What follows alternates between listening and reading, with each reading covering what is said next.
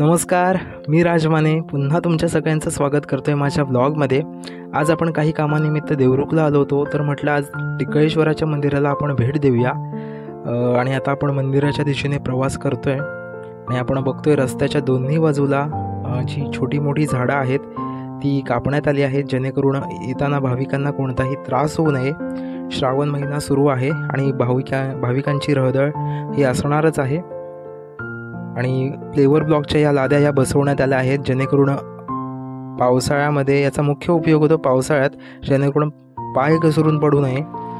सकाळचे 10 वाजलेत आणि आपण बघतोय पूर्ण परिसर हा धुक्याने माखला आहे।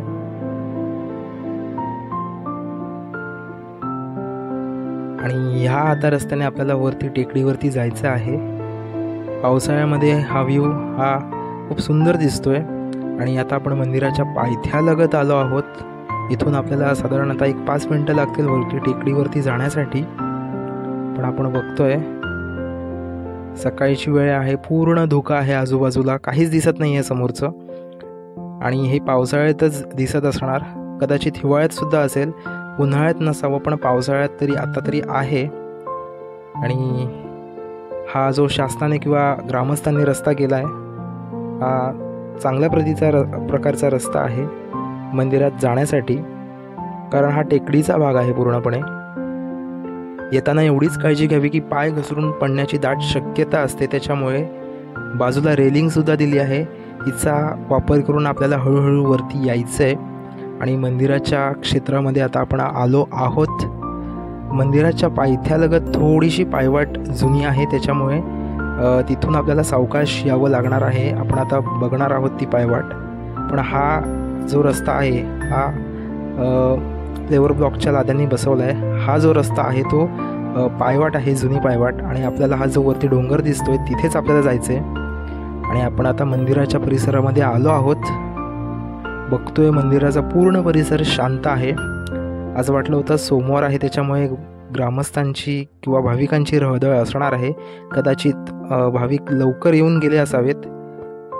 आणि पाऊस थोडा थोडा आहे। मंदिराच्या आतमध्ये सुद्धा आपण बघतोय पाणी आहे, पाणी सुद्धा आतमध्ये येत असावं। पूर्ण मंदिराचा परिसर हा शांत आहे।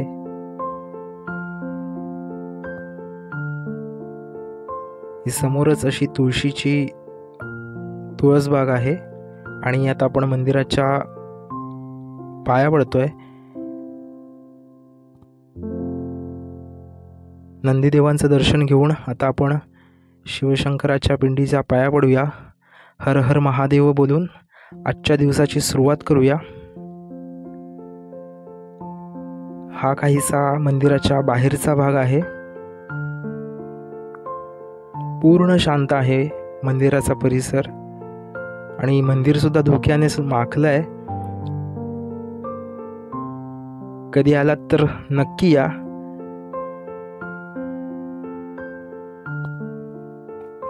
मंदिराचा हा परिसर आहे, हा सकाळची वेळ आहे आणि आपण बघतोय सगळीकडे धुकं आहे।